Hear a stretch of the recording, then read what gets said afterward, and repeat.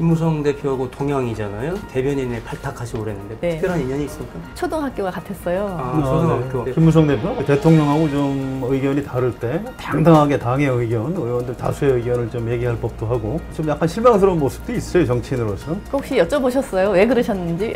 이제 직접 이유를 묻지 않고 하면 우리가 이제 상상력을 발휘하게 되잖아요. 특히 저는 국정원 그 해킹 사태도 좀 그런 면도 좀 있는데 유승민 대표 사태인 경우에는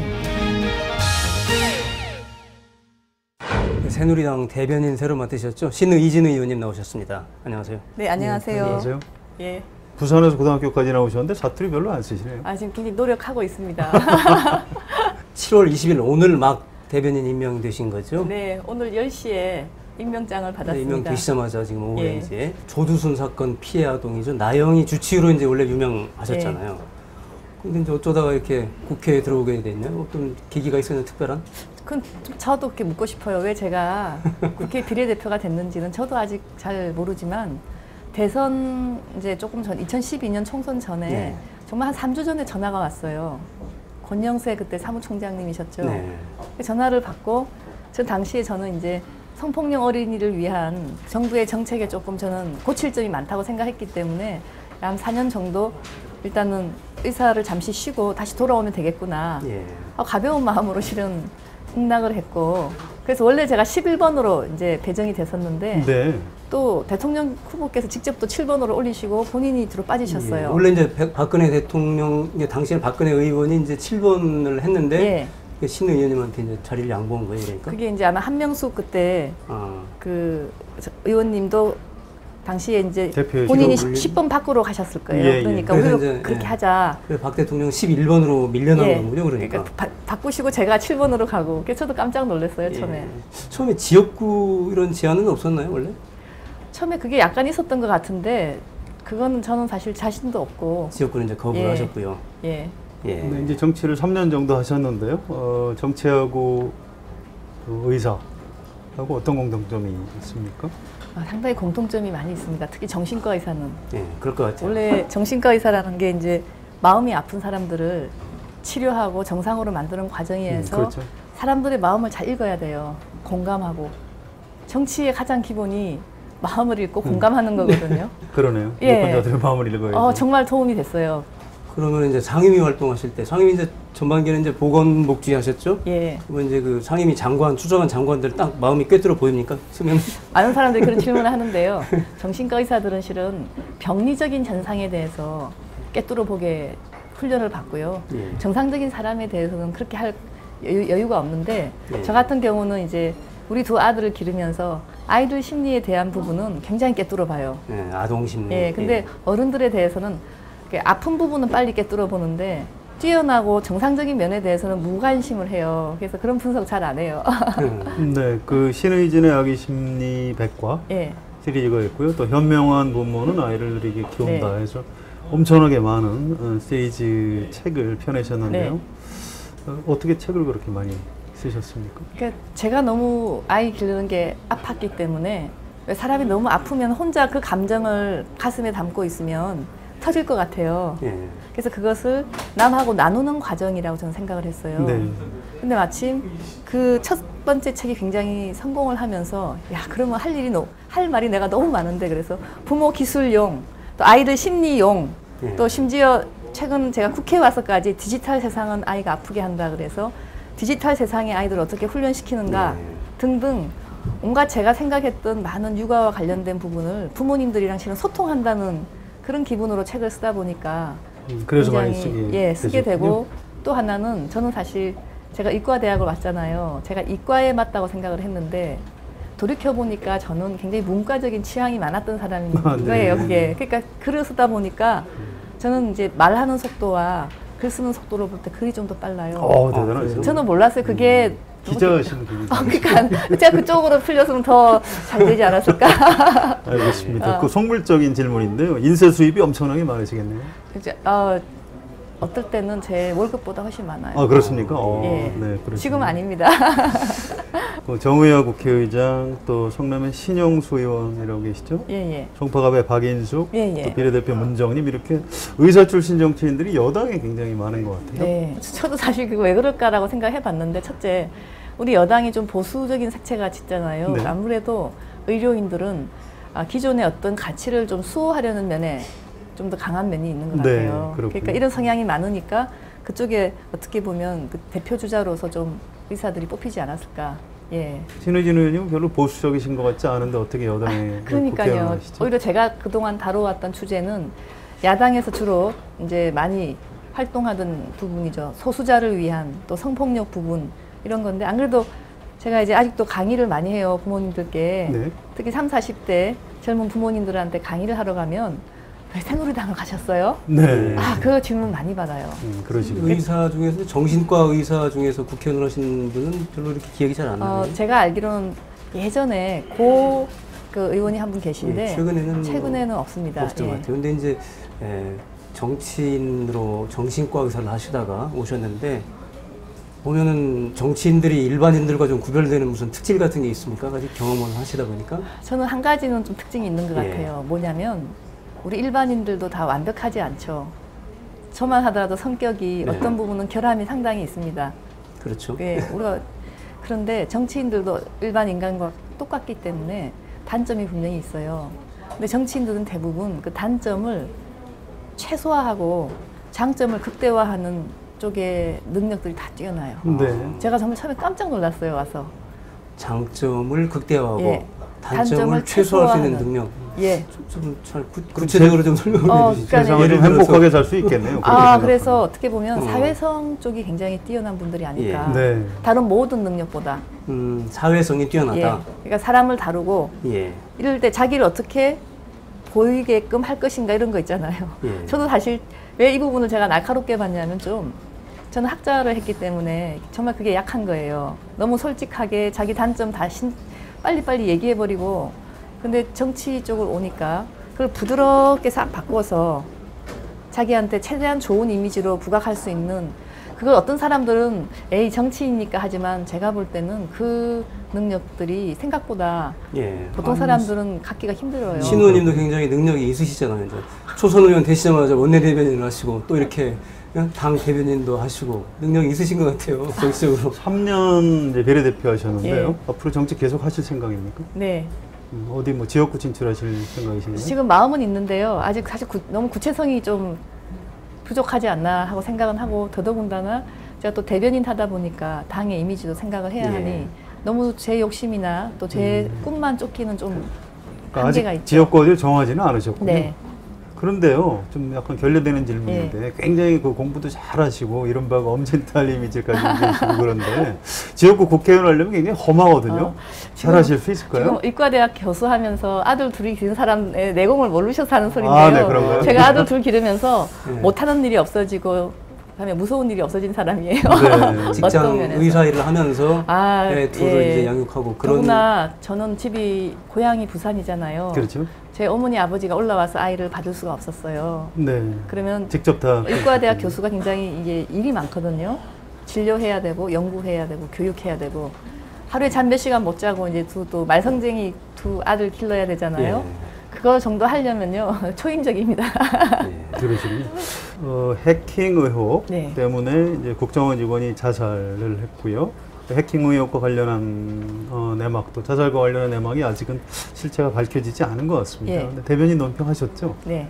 그 내용에 대해서 직접 좀 파악을 하셨나요? 아니면 당에서 이렇게 주문하는 대로 브리핑을 하시게 됩니까? 당연히 파악하고 네.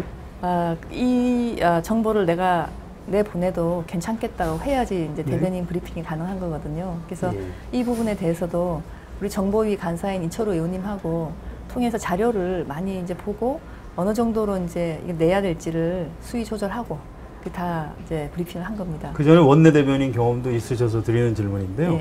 혹시 대변인들이 이건 아닌 것 같은데 그런데 대변이니까 해야 한다 이럴 경우에 그 문제를 어떻게 해결하십니까? 사실 제가 처음에 대변인 됐을 때는 그런 주제에서 좀 회피를 했었어요. 네. 예를 들면 피하셨군요. 이제 기억하실지 모르지만 그때 당시 NLL 관련해서 브리핑을 해야 되는데 제가 아무리 봐도 잘 모르겠는 거예요. 그래갖고 이제 그것을 아마 주로 그때 이철우 대변인 같이 했거든요. 네. 이철호 의원이 잘 하시는 의원이 계속 하셨어요. 그분도 국정원 출신이시죠? 당번 때도 제 당번임에도 불구하고 제가 잘 모르는 부분이라서 예. 실수할까 봐. 그럴 수 있겠네요. 예, 그래서 약간 그때는 빠졌어요. 김무성 대표는 뭐 이번 사안이라든가 최근에 무슨 브리핑 관련해서 특별히 어떤 지시를 하신다든가 주문? 그런 주문이라든가 그런 건 없으셨나요? 아무래도 우리 대표께서는 지금 추경을 빨리 제 시간에 하는 게 너무 중요하기 네, 때문에 그렇죠. 야당과 합의의 여지를 남겨야 되잖아요. 네. 그래서 이번에 국정원 사건 같은 경우도 너무 감정적인 단어를 쓰는 건 좀 그렇다. 상대의 네. 감정을 나쁘게 네. 하면 합의를 이루는데 문제가 있으니 같은 말을 하더라도 정제되게 하라고. 확실히 예를 들면 논평을 내더라도 상대한테 너무 이렇게 비난적이진 투는 좀 너무 그렇다. 자극적인 말은 예. 쓰지 마라. 정신과 의사시니까 하나 질문이 있는데요. 이 국정원 직원들이 이상하게 큰 사건이 있을 때 네. 자살을 선택하는 경우가 많은데 네. 왜 그렇다고 보십니까? 저는 제가 다는 모르지만 국정원에서 하는 일이 많은 부분이 모르게 해야 되는 게 많잖아요. 그렇죠. 비밀리. 그러면 비밀리에 어떤 일을 해야 되는 경우는 다른 사람하고 경험을 다 공유를 못하지 않습니까? 그러다 보면 심리적 압박감이 굉장히 커요. 아, 그렇습니까? 예, 그래서 자기가 다 책임을 져야 될 것 같고, 심지어 사실 그분들도 공적인 임무에서 좀 은밀히 어떤 정보를 계속 조사를 해야 되는 막중한 임무를 네. 가지고 계신데 네. 얼마나 부담스러우며 또 하나는 실수도 할 수 있는 거고 인간적 감수성도 있는 분들이에요. 이분들이 기계가 아니지 않습니까? 그렇죠. 그러니 이분들한테 자꾸 어떤 너무 심리적 압박감을 가하고 하면은 제가 볼 때 오히려 우리 보통 사람처럼 사는 사람보다 훨씬 더 심리적으로 또 빨리 무너질 수가 네. 있어요. 아, 그렇군요. 예. 아, 이런 부분은 우리 사회부에서 그러니까. 기사로 써도 재밌겠네요. 아, 굉장히 새로 알게 되는 사실들이. 그래서 모르는 사회, 그러니까 세상에서 이렇게 사는 분들이 사실 훨씬 더 스트레스가 큽니다. 네, 그렇군요. 네. 예전에 그 이제 나영이 사건 또 뭐 도가니 사건 이런 그 아동 성폭력 사건 관련해서 이제 네. 여러 가지 심리 치료를 맡으시고 예. 그러셨는데 이런 것들이 국회에 와서 네. 그런 경험들이 입법 활동이라든가 이런 데 좀 발휘된 그런 사례랄까? 네. 본목 이런 게 좀 있었어요?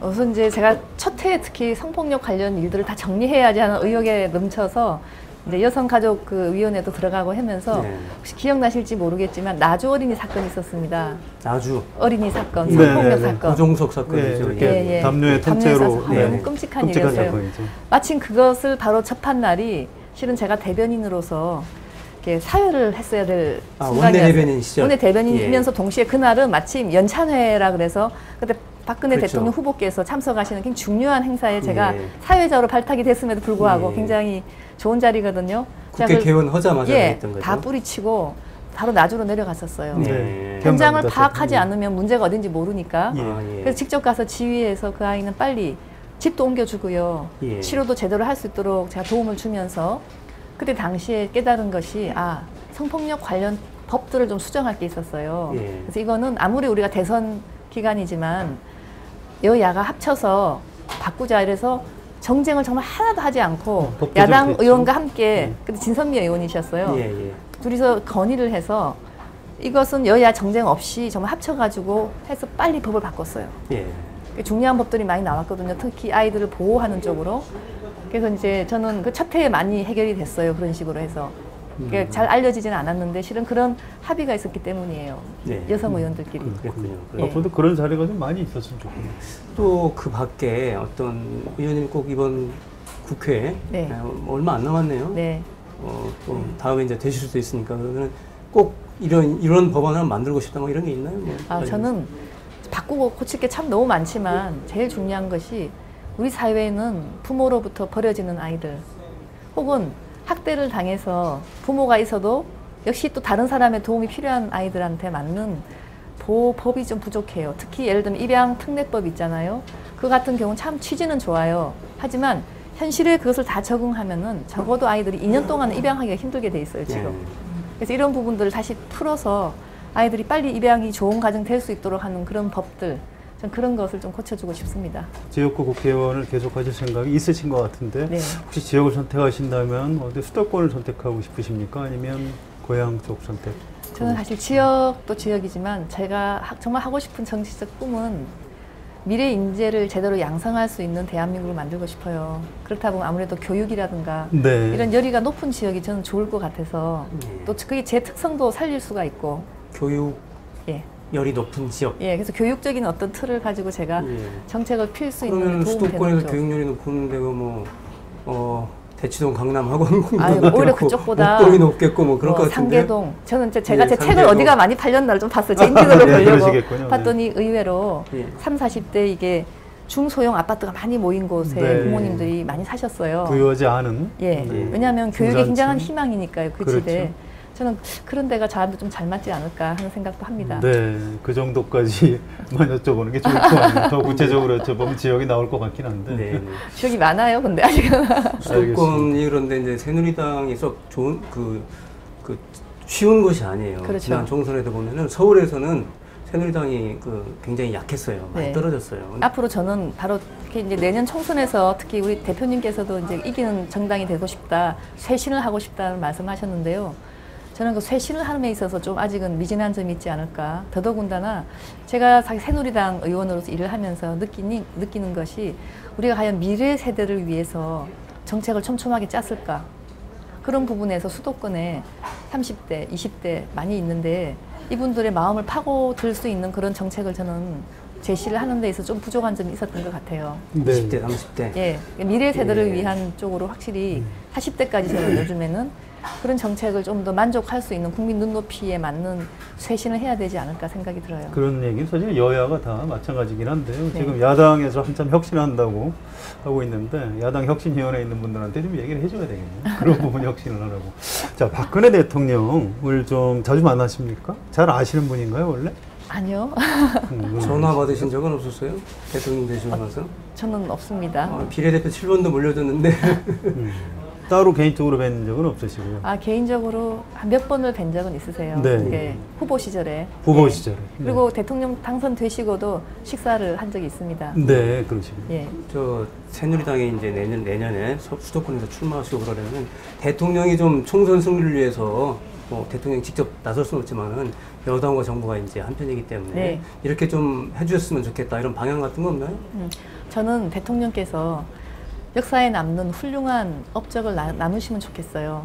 우리 많은 분들이 대통령 어떤 스타일에 대해서 좀 너무 지나치게 생각을 많이 하시는 것 같은데 저는 스타일이란 것은 개인의 특징일 수 있는데 우선 결국 그분이 만드신 업적이 성공한 대통령일 때 저는 우리 당도 살고 대통령께서도 좋으실 것 같아요. 정치를 한다는 것은 네. 정책만 하는 게 아니고 사실은 굉장히 정치적인 쟁점에 대해서도 발언을 해야 될 때가 많이 있거든요. 그렇죠.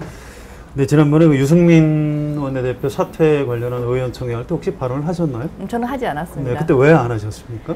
저는 이런 생각을 많이 해요. 정치에 있어서 말을 내뱉기는 좀 쉬운데요. 그렇죠. 정치인이라는 것은 한 가지 말이 먹히기 위해서 99마디 말을 참아야 될 때가 많아요. 그래야지 네. 제가 내뱉는 말이 진정성 있게 울림이 있거든요. 네. 사실 그 과정에서 이렇게 본다면 제가 이렇게 무슨 말을 해서 하는 것 자체가 저는 아직은 때가 아니라고 생각을 했었습니다. 하실 말씀은 여러 가지로 있었으나 네. 때가 아니라 이렇게 판단하셨다 예. 이렇게 이해를 하면 되겠습니까? 예.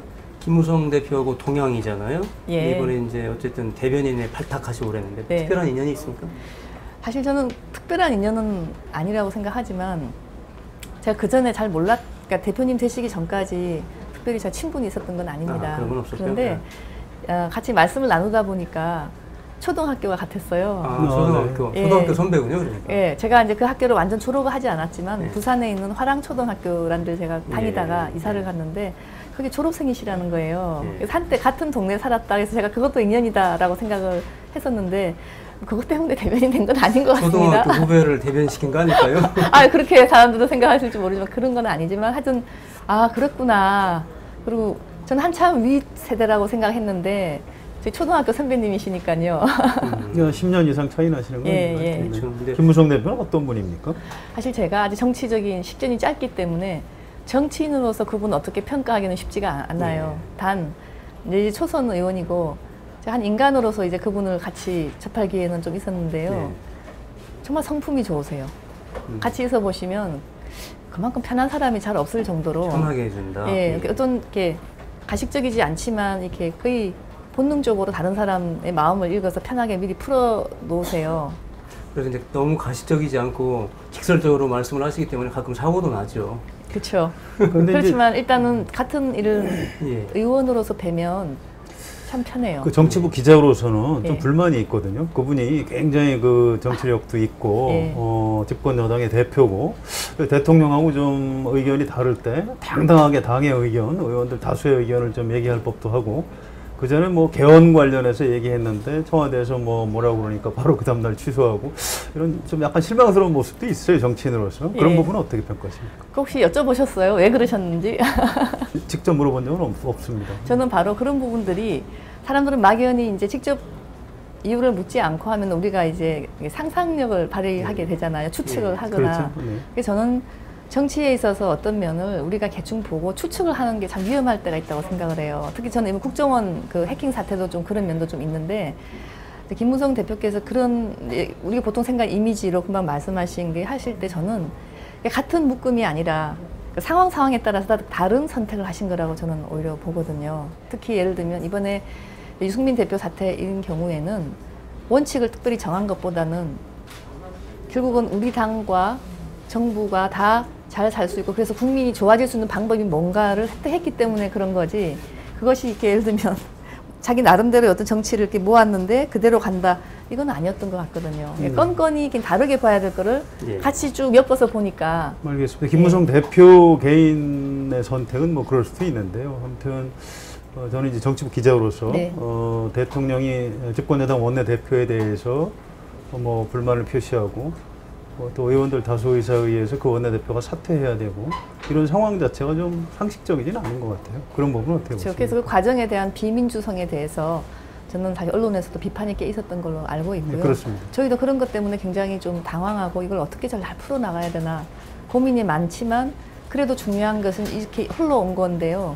저는 사실 지금 그런 그 과정의 비민주성을 너무 따져서 하는 것도 분명히 한 부분이지만 또 하나는 당청이 서로 신뢰를 회복해서 국민을 위해서 빨리 정치적인 어떤 한 걸음을 나가는 것도 그만큼 전 중요하다고 생각을 합니다. 이 두 가지 가치에 대한 네. 딜레마였고 대표께서는 그걸 얼마나 고민이 많았겠습니까? 어디를 네. 따라야 될지.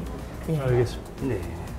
여당의 역할은 생생한 국민 현장의 목소리를 잘 수렴해서 국정에 반영하는 일일 겁니다.